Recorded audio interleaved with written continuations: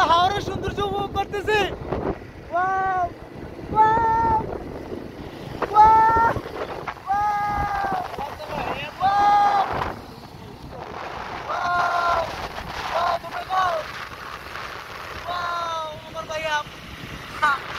আমরা সারা রাত ঘুমাই নাই। এখন আছি নিকলি হাওর রোডের মাঝখান দিয়ে। এগুলোতে অনেক পানি জমে গেছে, অনেক পানি বাটিয়াঞ্চল।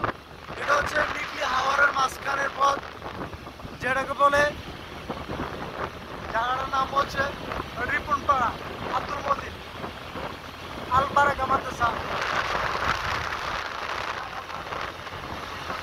আমরা এখন আছি সিলেট থেকে গোলাগঞ্জ রোডে। গোলাগঞ্জ এবং সিলেটের মাঝখানে, এখানে বন্যা কবলিত এলাকায় বাংলাদেশের দায়িত্ববানদের দৃষ্টি আকর্ষণ করতেছি, কারণ এখানে আমাদের নিজের চোখের দেখায় অনেকগুলো ঘরবাড়ি পানির নিচে পড়ে আছে। এখানে ওদের জীবনযাত্রার মান খুবই প্রবলেম হচ্ছে। ওইখানে বৃষ্টি আসতেছে আর আমরা এখানে দাঁড়িয়ে আসছি। অনেক পানি, বর্ষা মৌসুমে অনেক সমস্যা হয়, কারণ পানিগুলা যাওয়ার মতো এত ভালো ব্যবস্থা নেই, যার কারণে পানিগুলো কিন্তু আটকে আছে, যার কারণে বন্যা হয়। এই যে আমরা এখন সরাসরি উপভোগ করতেছি সিলেটের জায়গাটার নাম হচ্ছে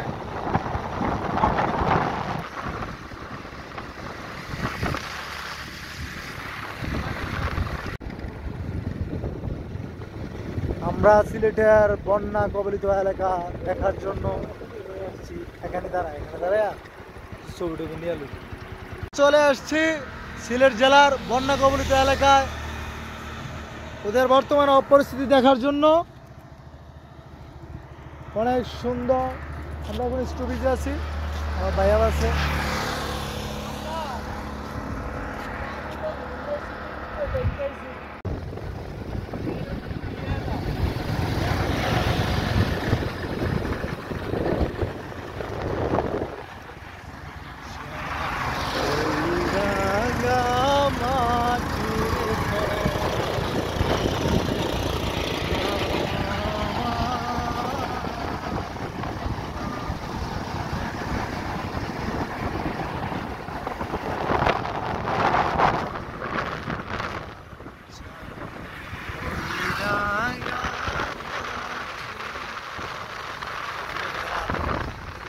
জীবনযাত্রার মান কত কঠিন।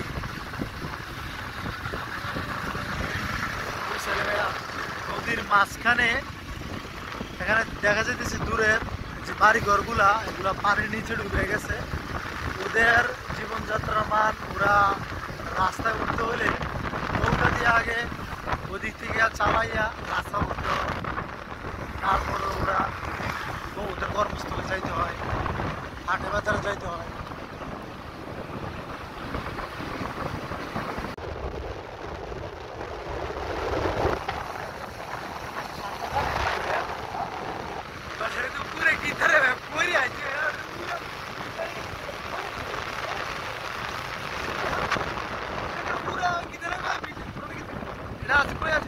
বর্তমানে আমরা আছি মনে হয় যে কোম্পানিগঞ্জের রোডে আছি। কোম্পানিগঞ্জের রোডের দুপাশ দিয়া বন্যায় কবলিত পানির কারণে ওদের ঘরবাড়ি পানির নিচে পড়ে গেছে।